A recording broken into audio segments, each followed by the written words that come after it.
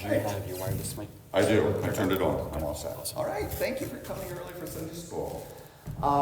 So this is kind of the lecture that's one of my favorites, and it addresses a subject that whenever I'm talking about the evidence for creation, I know especially with high school, college-age kids, they go to a public education system by and large. 95% of people will go through public education in America, and God has left out. He's never mentioned in the curriculum in the textbooks.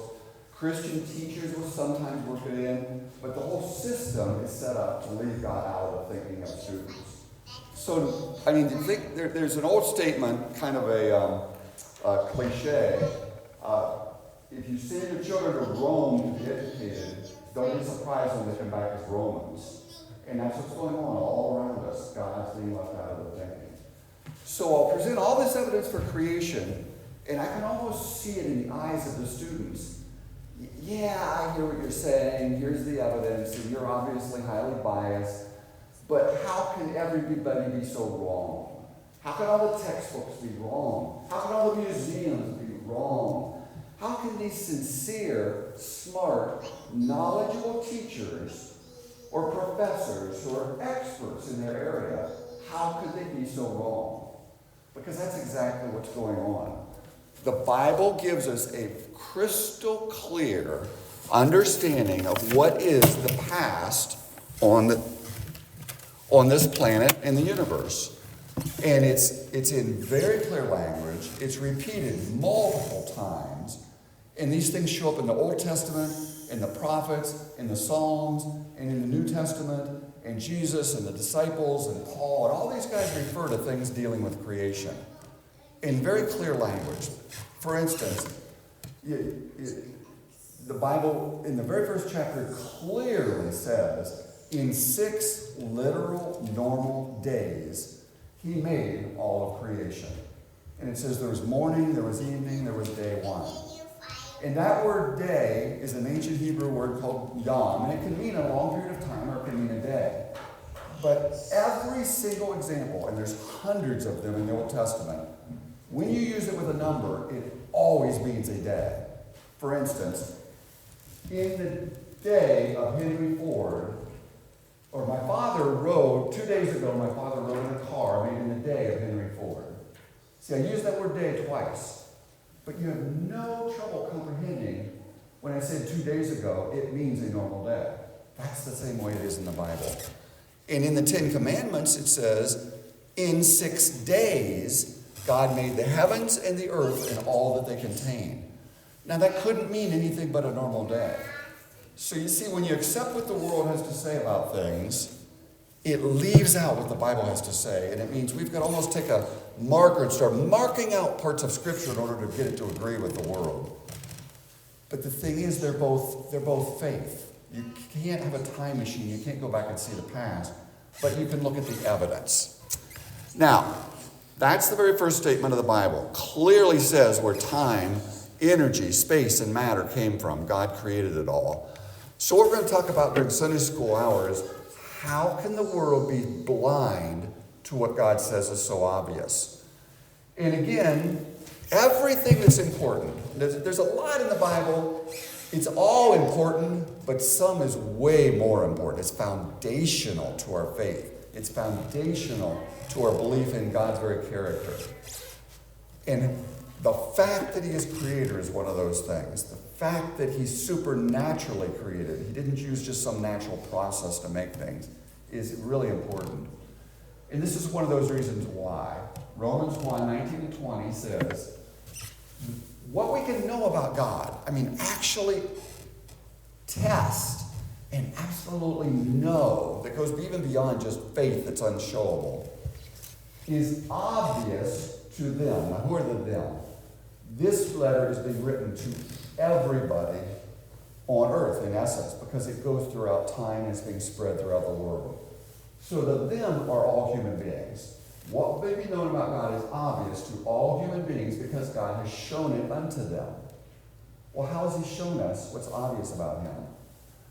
The invisible things of God from the very creation of the world are clearly seen. Well, we can't see God. What can we see? We can see what he has made. That's what it says, being understood by what's been made. See, we can comprehend even God's very power, and the Godhead is the nature of God, the very nature of God, by looking at what he's made. So every human being is without excuse for a belief in God because of creation. But if evolution made everything, if the Big Bang made the universe, and if chemicals could just come alive, and if bacteria have slowly transformed into other creatures that have slowly turned into a human being, then there is no evidence for God's existence from observing creation. You see how they totally contradict each other? They can't both be true. So again, if you're going to believe what's in the textbooks, what the world's telling us, you might as well take a black magic marker and start marking out this verse because it's no longer true. It doesn't make sense. So what Jesus did when he was here, he totally turned around the thinking of people.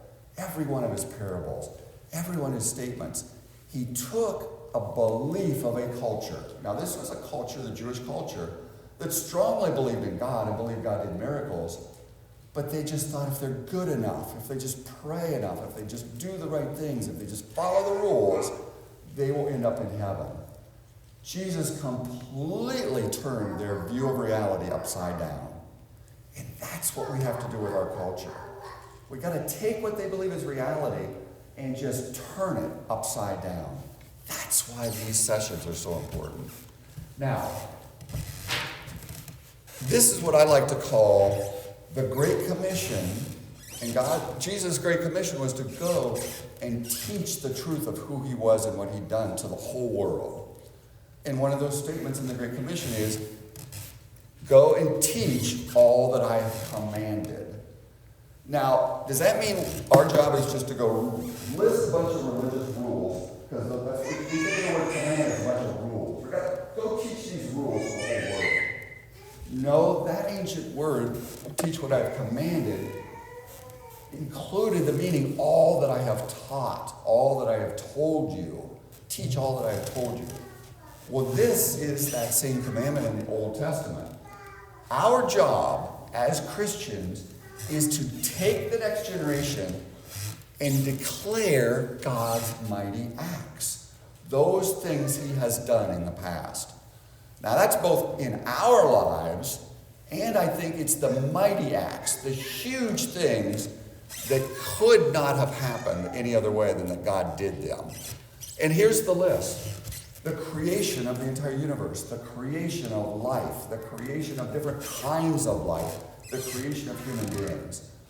Those were supernatural acts. They couldn't have done themselves. The world said they all did themselves. It's a lie. It can't be true, and you can show it scientifically. That God did not make a universe filled with death and disease and cancer and corruption. That's what the world teaches. If there have been millions and billions of years of Earth history, then those rock layers were laid down slowly over millions and billions of years. If the rock layers were laid down slowly over millions and billions of years, they're filled with dead animals. Animals that have cancer. Animals that have killed each other and wiped each other out and murdered and destroyed. Death and bloodshed and disease through all those millions of years. Well, then God made death and disease, and it has nothing to do with man's actions. You start to see the disconnect. God's the author of death if that time frame is true. But God is holy, holy, holy. Death exists because of our actions. God made a perfect creation. Mankind spit in God's face and said, I don't want to obey your rules. I want to make my own rules. I don't want you to be God. I want to be my own God. And God can't tolerate that because he knows where it's going to lead. He knew before time where it would lead. And he changed all of creation, brought death into it. Now, is that a punishment because God is just this mean, vindictive being? That's the way the world thinks of it, because they think death's always been around. Death exists because if it didn't, every time our cells divided, it would be a perfect copy, it would be a perfect creation. We would literally live forever biologically. The only reason we die is because every cell that divides is a little worse than the one before. And by the time we're in our 60s and 70s, our hair is changing, our muscles are deteriorating, our skin is sagging, everything is wearing out. And if we didn't die, we would be forever separated from God. The Christian perspective of death is that it exists because of God's mercy. If it didn't exist, we would never be able to come back in fellowship with him. So it is appointed once for every human being to die. We have two deaths. The first is our physical death. The second will be, are we going to be forgiven by God in our second judgment? There's actually two judgments. Or are we going to be judged for what we deserve and live for eternity separated from him in hell?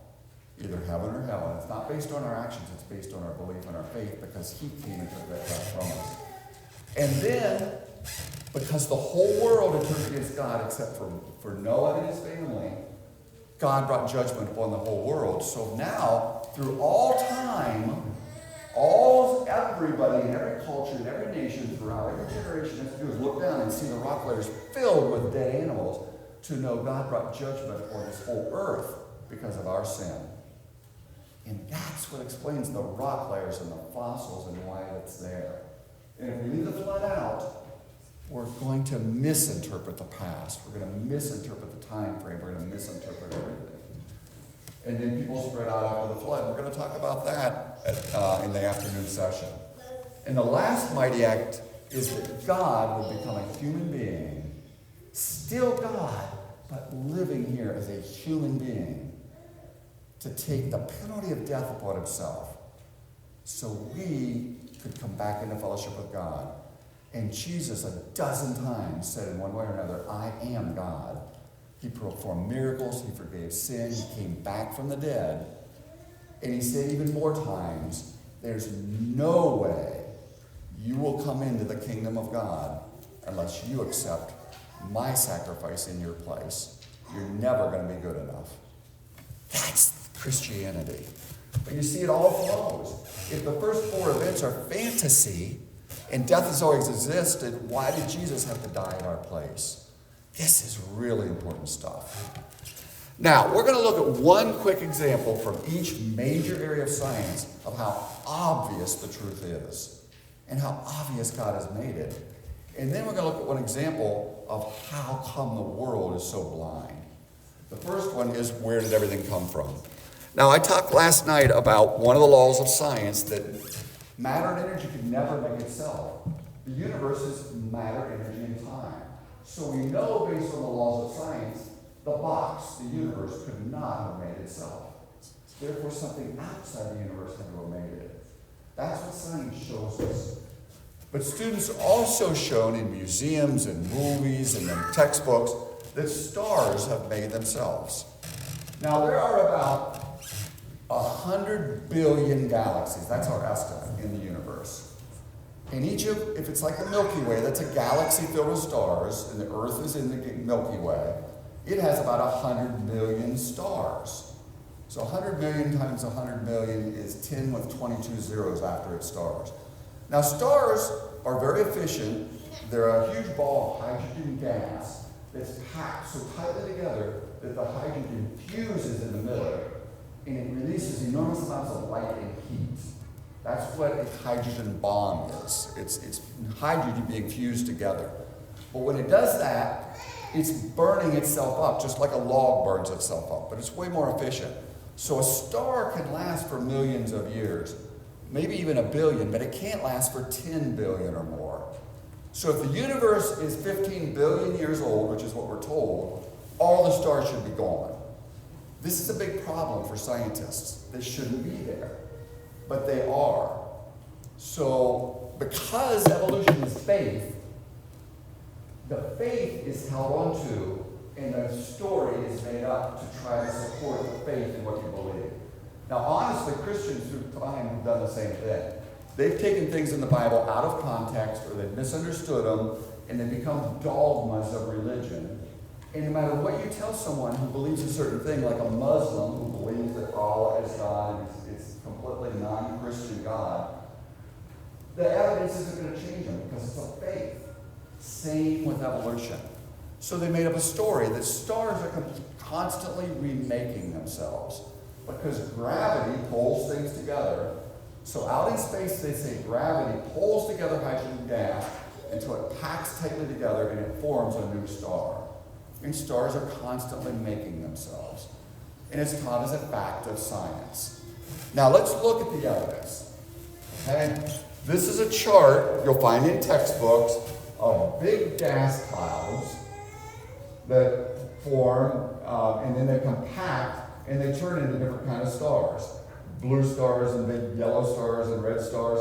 And then the stars use up their energy, and some of them explode in supernovas, and some of them turn into quasars, and some of them turn into pulsars, and there's all different colors and sizes and shapes. And it's like the heavens are filled with all this beauty and variety, just like animal life is filled with beauty and variety. But supposedly they're all there because hydrogen gas turned into stars. And by the way, here's a picture. I took this in an airport. This young man, he's about 10 years old, he had been to Astro Camp. And here's the evolution of stars on his sweatshirt, where he's being trained to think, billions of years, stars, everything just made himself. And that's the way he's being trained to think throughout the rest of his life. Now here's the law of science. Okay? It says, it's called the universal gas law, and it says stars or gas always expand from high pressure, where you've got a bunch of gas packed together, it will always expand outward. Gas will never move from low pressure to high pressure. Now, I like to do an experiment. There's gas in this can, and it's packed in, tight pressure, packed all together. There's gas in this room, and it's low pressure. The molecules are further apart. Only thing separating is the valve.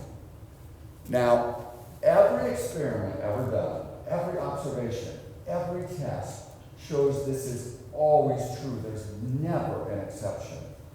If you leave gas alone and it's not contained, here it's contained, it will just spread out. It won't pack itself together. Now they're saying in outer space where there's no container, hydrogen gas packs itself tighter and tighter and tighter together to form a star. Well, I'm going to open the valve. If that's true, when I open this valve, all the air in this room might pack itself down into the can, and you might suffocate as soon as I open this valve. So you better hold your breath. I'll give you a countdown. 3, 2, 1. Which way is the gas going? Out. There's no exception. There's no known scientific way it could ever do anything in the opposite direction. It's just assumed to have happened. You see, gravity is about 1 billion times weaker than the forces trying to push those gas molecules apart. Another way you can know this is true, anybody ever had like a little rubber latex balloon and blown it up? You blow it up? I actually had one, but I forgot to bring it in. But let's just pretend I've got a balloon here. Now it's got a real thin little membrane that stretches really easily. So the pressure inside of that balloon is about the same as the pressure outside of the balloon. Now to try and take one of the balloon with your 2 hands and try to squeeze it closer and tighter together. You can feel it shoving your hands outward. If you're hardly changing the pressure at all, and yet it's so strong it won't let you push that balloon tighter and tighter together. It could never happen. It's a scientific impossibility for a star to ever make itself. And we've never seen a new star appear. There's not a single example. We've been looking at outer space with telescopes, the Hubble Space Telescope, and the James Webb Space Telescope. We've been pointing at outer space for like 30 years, taking pictures. And then you can take the same picture 10 or 20 years later of a whole galaxy, and you can see all the individual stars. No one's ever shown a picture where here's a picture, and 20 years later here's another picture, and here's a new star. So we've never seen one happen, and we know it can't happen. And yet all the teachers and all the textbooks and all the professors and all the museums say it's happening. Isn't that incredible? It's just blind faith that goes against what we know. They have faith that someday in the future they'll discover how it could happen. But based on what we know now, we know it couldn't happen. So here, there's 100 billion stars with 100 billion galaxies. If you divide that even by 10 billion years, it means every second there should be 10,000 new stars appearing. We've never seen a single one. We know it's not true. So here's the first example. And by the way, the reason the heavens are so enormous and so varied and so incredible and so beautiful is because of Psalm 19:1. The heavens declare the glory of God. If everything God made was maybe the size of the solar system, it wouldn't even begin to adequately give us a comprehension of how powerful and creative and enormous our God is. They're there to give us a picture of his very character and nature. Now, the man who studied human psychology probably more than anybody else originally, his name was Dr. William James, and he was the first one to teach how does the human mind work? How does it come to conclusions? How does it come to believe what it comes to believe? At Harvard University in the late 1800s, after he spent his whole life studying how people think, this was his bottom line conclusion. Nothing is too absurd to be believed if it's simply repeated often enough. You could get people to believe stars could make themselves, even though it's impossible if you just tell them that over and over and over again. You could get people to believe the entire universe and all the time and energy and matter could have made itself out of nothing if you just tell them no over and over and over again. You could get people to believe the earth is billions of years old, in spite of the fact that 9 out of 10 ways of dating the age of this earth indicate it's recent. If you just tell them that over and over and over again, and only show them those few methods that seem to indicate that, and don't show them the problems with those dating methods. See what's going on all around us? Now here's the first example of how it's almost impossible to both believe and act in a way that opposes what we've been trained to believe and act. And it involves a bicycle. Whoop, hang on. I'm going to back up. I've got to turn on my speaker.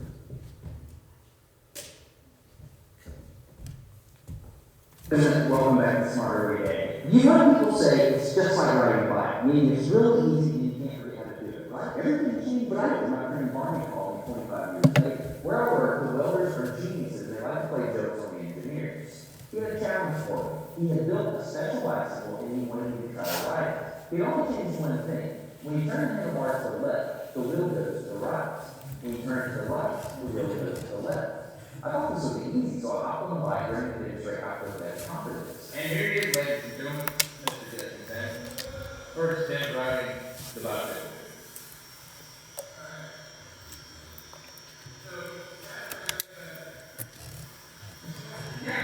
I couldn't do it. You can see that I'm laughing, but I'm actually really frustrated. In this moment, I had a really deep revelation. My thinking was in a rush.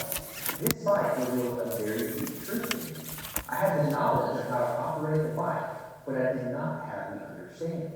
Therefore, knowledge is not understanding. The algorithm that's associated with riding a bike in your brain is just that complicated. Think about it. Downward forcing the pedals, leaning your whole body, fully pushing the handlebars, gyroscopic precession of the wheels. Every single force is part of this algorithm. And if you change any one part, it affects the entire control system. I do not make definitive statements at all, but I tell you right now, you cannot ride this bicycle. You might think you can, but you can't. I know this because I'm often asked to speak at universities and conferences, and I take the bike with me. It's always the same. People think they're going to try some trick, or they're just going to power through. It doesn't work. Your brain cannot handle this. For instance, this guy. I offered him $200 just to ride this bike 10 feet across the stage. Everybody can do it. No, you didn't understand. You didn't understand. So, this way. Alright, so, whatever you're at, right leg. Now you can keep your feet on the ground.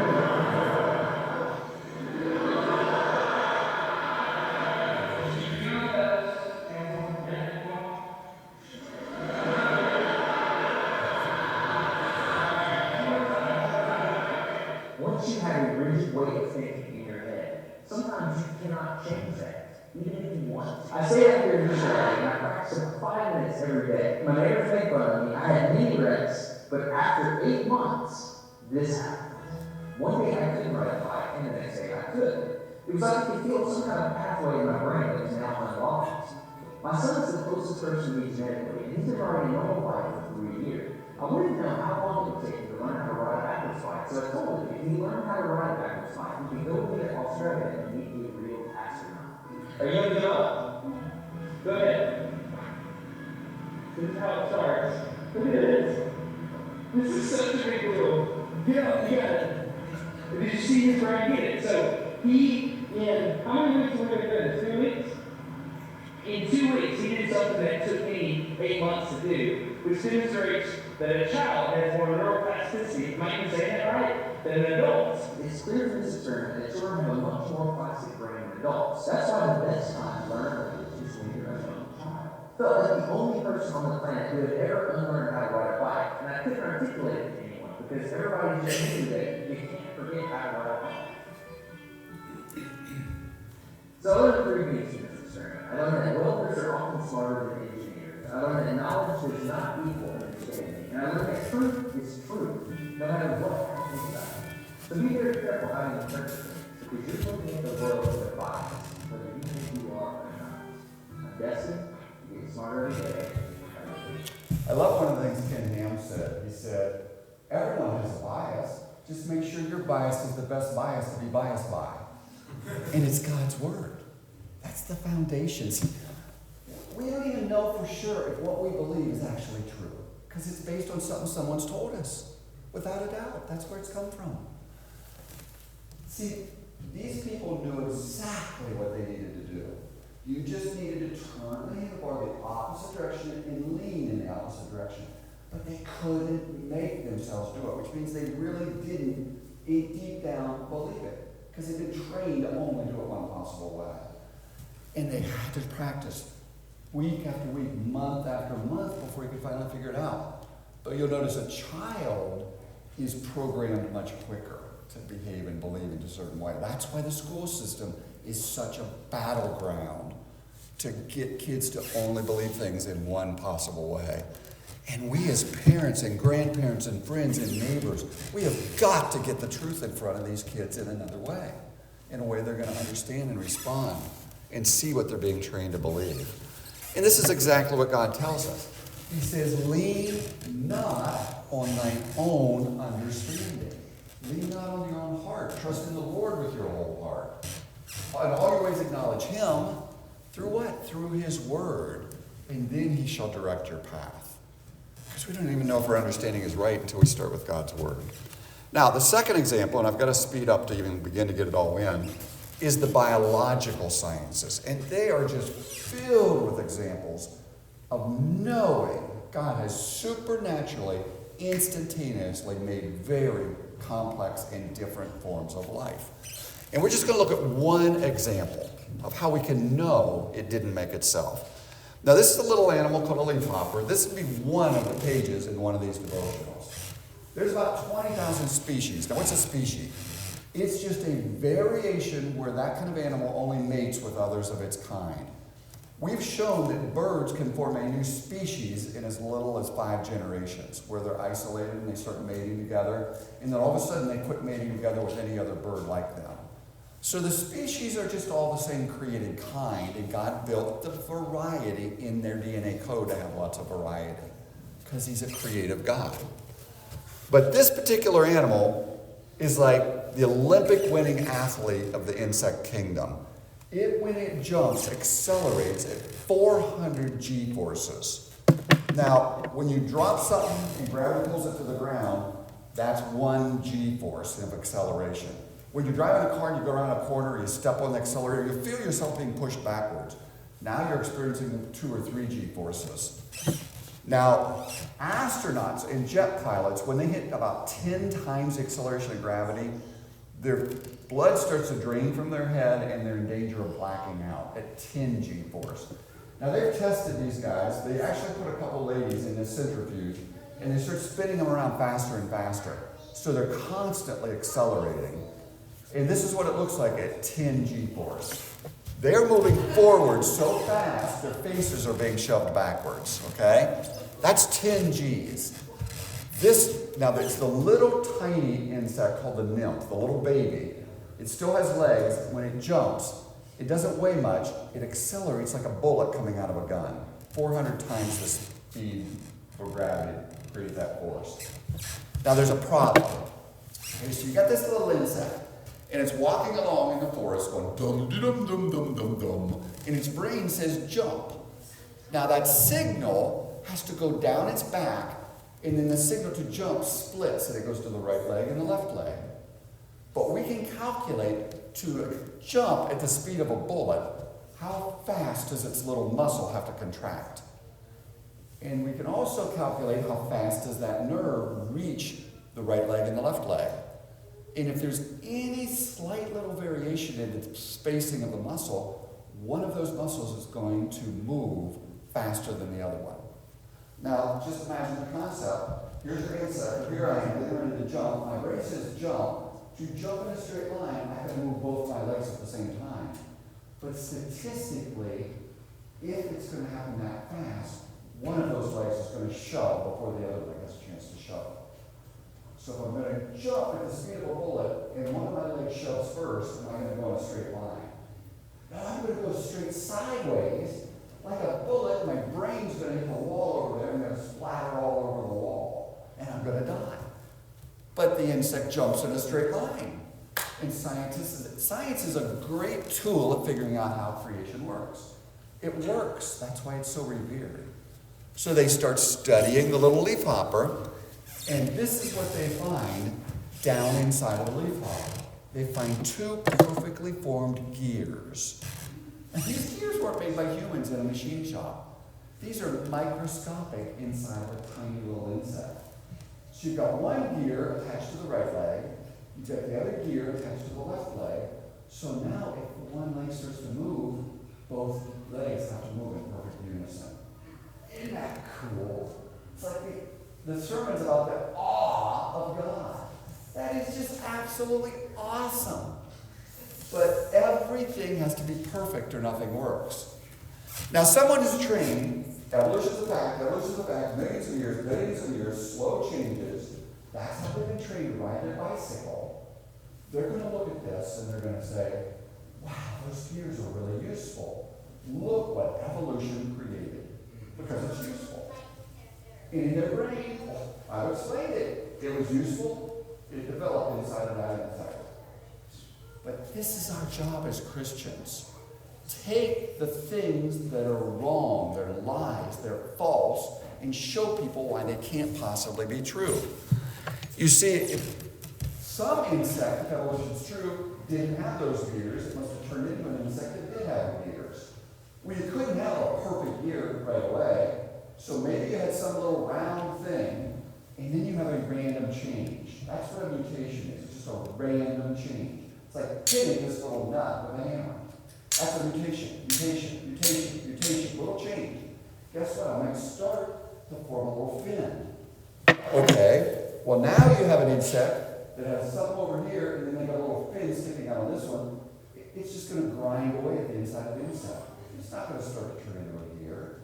Or maybe you'll have 2 or 3 fins over here and only one over there. Now the legs are going to lock up. It's going to go extinct. Or maybe you have 2 little short fins and 3 long fins. Nothing's going to work. Or maybe they all just go straight across and they're not at the right angle. Now the legs don't work. Unless you have the right number of fins, exactly the right place, the right length, the right angle, opposite each other, the gear doesn't work. It couldn't happen, just a little change at a time. And then you have to have a muscle attached to each one of those gears. Where did that come from? And then you have to have a nerve attached to the muscle so it receives a signal from the brain. Where did that come from? And then the brain has to know it's there and know what to do with it all. The nerves, the muscles, the pathway, the instincts, the gears, the fins, unless every single part is all there all at once, which would be a miracle, a supernatural design, nothing works. You see, the story of evolution doesn't work. It's just a story. And on the surface, superficially, yeah, things change and things have variations and many of them are useful. But it doesn't explain where they came from. That's what we've got to be showing to people. So they start believing in God's word and the reality and existence of a creator instead of random chance. Now, one last example, and I'm not even going to get to geology. I ran out of time. But even if you had all the parts, the simplest form of life with thousands of parts, none of which could make themselves, even if you had them all, they would never form a useful functioning cell, a little biological machine. And this is an experiment I like to do. I've got a can, and it's got this classic parade of man, where they got a little monkey that's slowly transforming into a bigger monkey, that's transforming into an upright walking monkey that eventually turns into a human being. And I couldn't fit a monkey in my can, so I'm dumping everything out. Hang on just a second. And there's actually a pin in the can. Now the pin has a bunch of parts, like the parts of life. It has a clip at the top to hold it there, a little button that you push. That's a part. Now you notice each of these parts is specifically designed to be the part of a pin, and they're just molded plastic. They're really simple. The parts of life are way more complex, but they've been designed by intelligence to have that shape, just like the parts of the cell have that way shape. It has a tip. Inside it has an ink cartridge. It's got a little rubber sleeve on the outside and a tube. So there's 6 parts, obviously designed. Now, even if I have the parts, evolution has nothing but random change and random energy. So I can take it and I need it. So I have to turn it back into a pin. It's just random. And there's trillions of positions and permeations and changes happening inside the can. Even if I took it for say 1,000 years, this could be a really long talk this morning. I can spin it, and I can throw it, I can toss it, I can turn it. But we're told in all the textbooks that it was an enormous explosion that created the universe, the Big Bang. And way back in 1952, that's been 60 years ago, a biochemist did an experiment where he mixed methane gas and ammonia and water, and he had like little explosive sparks. And he created these little things called amino acids that line up to form proteins, which make the parts of the living cell. So all the students are told, because of an explosive energy, we were able to form life on early Earth. And that's all they'll hear, and they'll assume it's true. So in my experiment, I'm thinking maybe I'm using the wrong kind of energy. Maybe I need a lot of energy. So I'm going to add a firecracker to my magic can of evolution. And we're going to see if a lot of energy will help create that can. So here we go. I love science. Here we go. Oh my goodness. Hate it when this happens, but there's the pin. It just took the right kind of energy. Now, I love doing this when I've got 1,000 kids, because they just roar in laughter. Now, when I do this overseas, and I pull a reassembled pin out in Fiji and Vanuatu and these Pacific Islands and even Peru, I've got to tell the kids, there were 2 pins in the can. What I did, when I pulled this pin out, it was already there. I deceived you. And you laughed when I did that. It was just deception. I did something that wasn't true and tried to make you believe it was true. But it was so ridiculous, the idea that very complex parts could come together to form a little machine, that you spontaneously started laughing at it. Now, what you just laughed at was just 6 parts coming together because of random energy. It was laughable. It was ridiculously laughable. Look at what we've done in America and the Western world. We've taken 3 generations of children since the 1950s, when the Bible and God was left out. We've had to come up with some other explanation for where life came from. And we've tried to convince them that 1,000 parts that are 1,000,000 times more complex than these little parts of a plastic pin all came together to form life all by itself. It's 1,000,000,000,000 times more absurd than what we just laughed at. And Christians, by and large, just sit around, twiddling their thumbs, sending their children out to these schools to be brainwashed that the Bible can't be believed. and being taught something that is absurdly more laughable than what you just laughed at. And they're being trained to believe it. And they do believe it, because 77% of Americans now believe alien life exists, which means all over the universe, life is just making itself. And it can't be true, and there's no evidence to support it.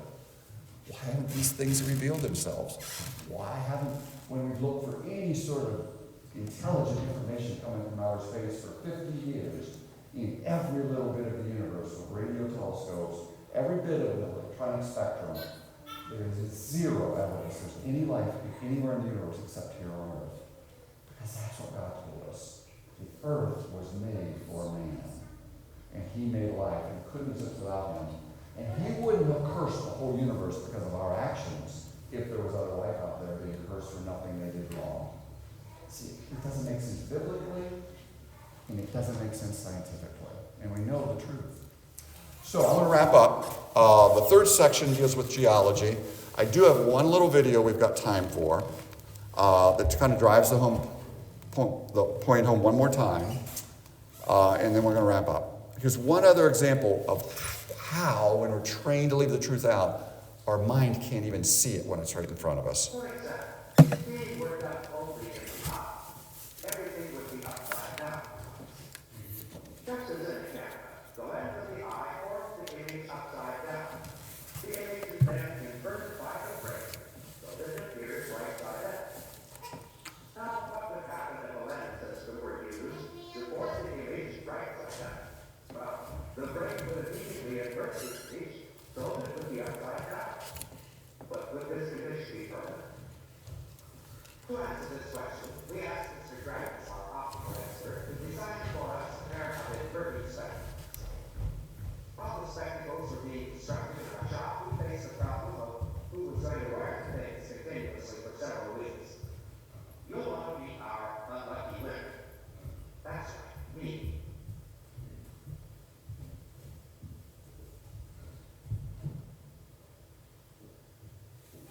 Even from the first, it was possible to walk in this topsy-turvy fashion. But it didn't take long to develop a rocky case of seasickness. We decided that for your sake as well as ours, we better conduct our first test sitting down. However, just sitting down wasn't so easy. Even the simplest tasks were at first impossible. No amount of concentration or effort could overcome the compulsion to reach in the wrong direction. The inverted spectacles had to be worn every waking moment during the entire period of the experiment. Anytime the glasses were removed, the eyes were closed or fully covered. Walking to work upside down was an exhausting experience, but it provided a valuable period of relearning and reorientation. It also caused laughter in the neighborhood. Gradually, it became easier to get around to this upside-down world. By a slow and painful process, the image of the brain had been erected. Now, this is one of the videos at the end of one of the Rocks Cry Out episodes, and they show him flying an airplane and riding a motorcycle with those glasses on. He now sees things right side up. Now, it didn't just happen in a matter of hours or days. And it wasn't like after 1 week, things are at 45 degrees, and after 2 weeks, they're at 70 degrees, and after 3 weeks, he starts seeing things right side up. See, his brain's getting in information, okay? And it's an enormous amount, visual information is an enormous amount of data. And his brain is saying, everything is upside down, but I know it's right side up. Everything's exactly the opposite of what I know to be true. But it keeps coming in, day after day after day after day. And one day, after 2 or 3 weeks, he wakes up, takes off the mask, puts on the glasses, opens his eyes, and everything's now right side up with those glasses. See, our brain can take what's the exact opposite of the truth and absolutely 100% know that it is the truth, even though it's the opposite of the truth, if that's all we keep hearing over and over and over again. And if we can do that with a visual image, think how quickly it can do it with some sort of a moral rule or just belief. God gives us that freedom to believe a lie if we choose to. But he says, my word has to be the lamp under your feet and the light under your path. You start to understand how important that little verse out of Psalms is. It affects the very way we view and understand the world around us and morality. Even something as simple as how we can see things. So I hope, you know, wouldn't you love it if every church in America could see this sort of presentation? It would make such a difference in their confidence of God's word. But it's us, it's you guys that have to share these things, because no one else is going to do it.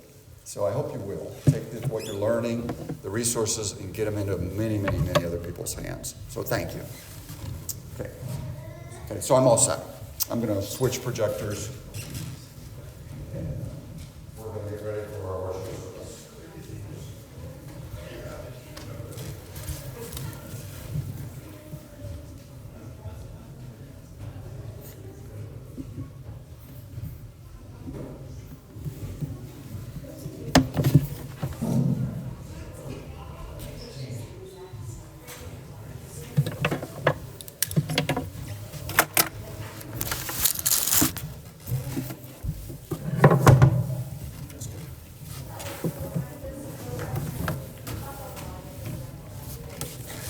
I think it's everything.